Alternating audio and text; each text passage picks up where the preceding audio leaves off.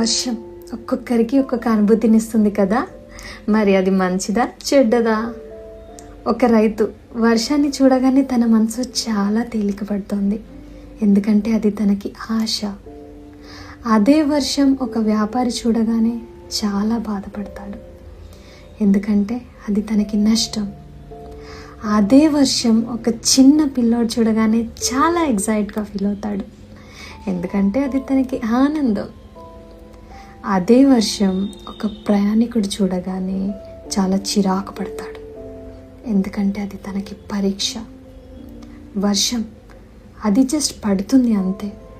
ఇప్పుడు చెప్పు, వర్షం మారిందా? లేదు కదా. మారింది వాళ్ళ సిచ్యువేషన్స్. ఇదే థింగ్ మన జీవితంలో కూడా. మన మీద వచ్చే ఒపీనియన్స్ మన గురించి కాదు, వాళ్ళ గెయిన్, వాళ్ళ లాస్, వాళ్ళ పెయిన్ నుండి వస్తాయి.